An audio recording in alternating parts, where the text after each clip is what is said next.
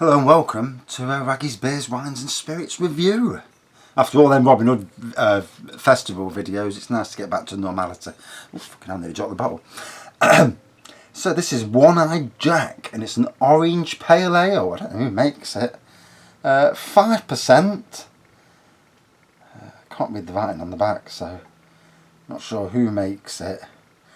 I can't even remember where I bought it from. That's bad, isn't it? No. So we'll give it a pour. Orange pale ale, 5%. We've had a lot of these orange beers of late. Oh. See if this is any good. I mean, I've done orange juice wine, and that was banging. That was, worked out brilliant in the end. And for the price I paid, and it was good, strong stuff. Knocked me out at nights. And sometimes that's all I need, just to be knocked out and sleep. I've not slept in 2 nights now, and I'm absolutely bollocksed, for want of a better word.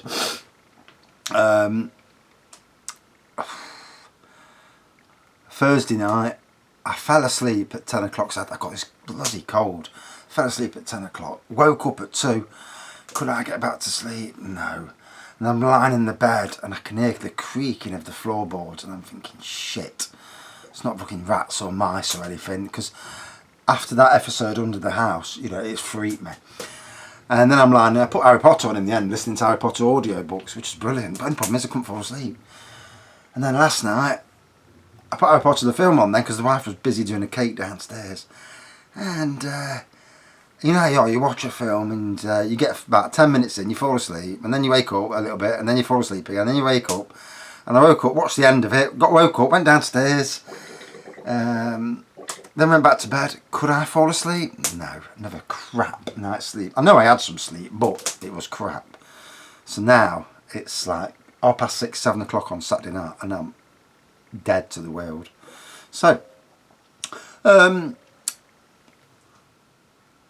amber colour. I wouldn't say orange, but it's orange-ish, isn't it? Whitehead, there's carbonation and lacing on the inside, you can see it on the aroma. I wouldn't say it's orange. There's a hint of orange in there.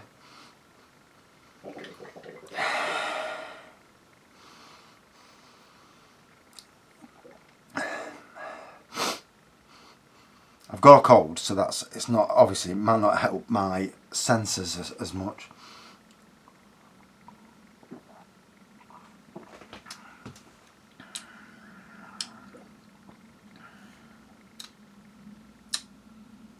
There's a twang of orange on the taste, and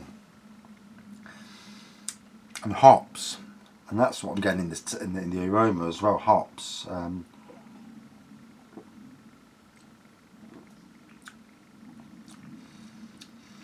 See how it goes down. It's what.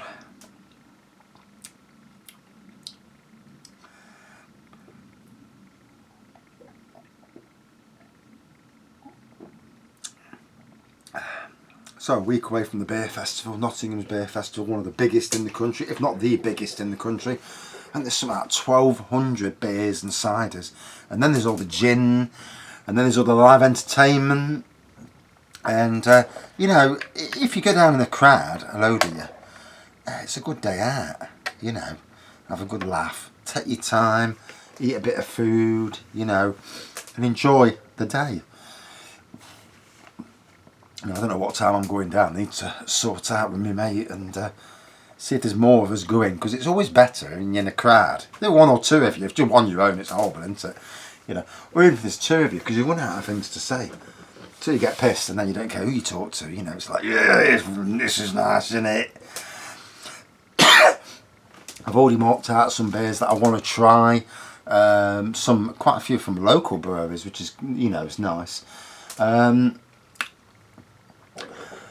lot of 10% beers. I can't help myself, but always go for the bloody strong stuff.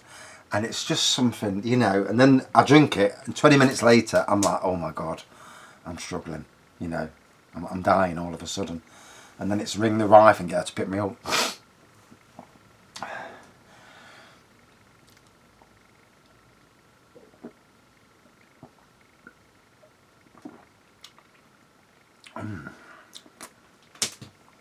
So yeah, if I was going to compare this with other beers, 61 Deep from Marston's is a beer that's similar sort of, you know, beer to this, and the Marston's beer, gotta be honest, is better tasting.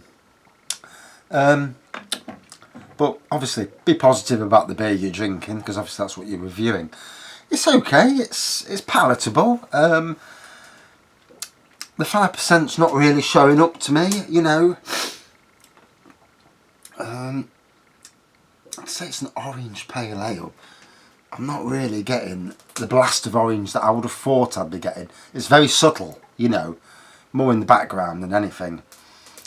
And I've drunk enough orange wine recently. Too much. To know what orange tastes like. You know, it's if you ever do homebrew, orange juice wine, you know, 6 cartons of orange juice, or even 4, 4 or 6 bags of sugar, yeast. That's all you need. Leave it for 2 or 3 weeks to bubble away, especially at this time of the year. Bottle it up afterwards. Don't barrel it. Bottle it. And then leave it for a month to mature, which is what I'm doing with the plum wine in the background, and you'll have, you know, a cheap as chips wine that's drinkable and certainly gets you drunk, you know. Right.